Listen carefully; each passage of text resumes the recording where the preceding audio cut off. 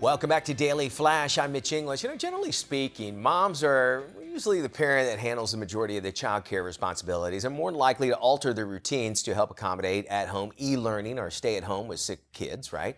As well as other parenting duties that have intensified over the last couple of years. But what is this doing to our moms? Most are actually feeling pretty overwhelmed, even depleted, and can often experience rage.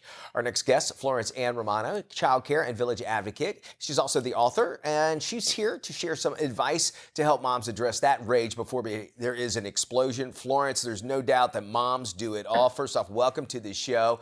Moms are dealing with so much these days. What do you say is actually the first thing that moms need to do to identify those mom rage triggers?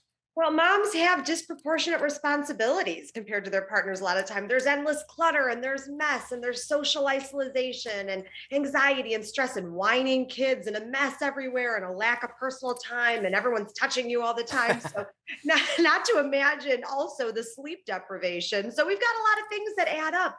And moms thinking that has to be one overarching enormous thing. That's not true. It's a lot of little things that add up and break the camel's back. All right, and plus moms also have that GPS where they know where everything is located. So everybody's, Mom, where's my this? Where's my that? And like, it was the last place you left it mostly.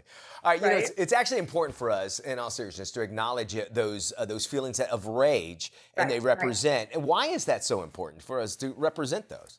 Because you shouldn't feel shame about it. You shouldn't feel guilt about it. These are real feelings. And something that we teach our children is that the feeling isn't wrong. It's the action on the other side of it. It's how we behave on the other side of the feeling. And so the first step of acknowledging that how I feel is not wrong is so important. And how we handle that, our children are watching. Everybody watches how you handle something.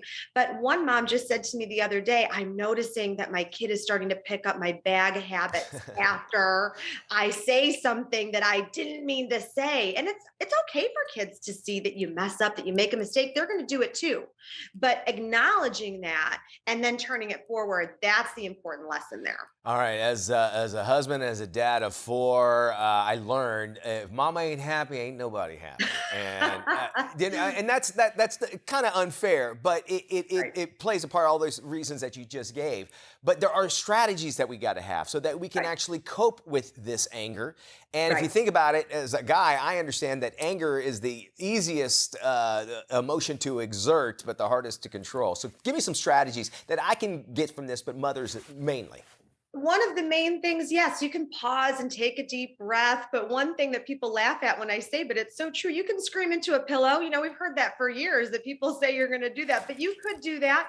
You can scream into the void too sometimes. And by the void, I mean, you can scream into the virtual village that you have. You're connected with so many different people because of social media now, because of virtual chat rooms, that you feel like you're connected to a lot more people than just maybe your community that you are in currently and physically.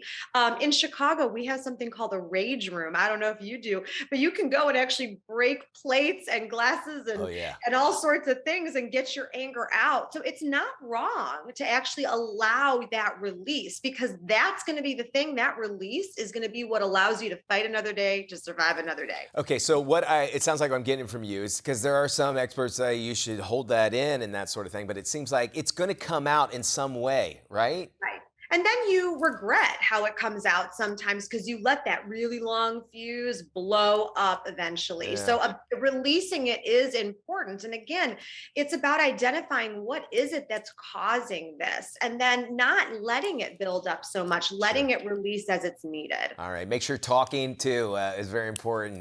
Get that out. Where can folks go if they want to find out more information about this, and moms especially? So I have tons of blogs on florenceann.com, and you can go on Instagram, Facebook, Florence Ann Romano. I'm here to answer every DM, and I'm to be your virtual village, and you can let it all out on me. All right, sounds great. Florence, thank you so much for joining us. And those moms out there, if you have a mom, which I think pretty sure almost every human does, right? Yes, Just say, they hey, do. thanks, Mom.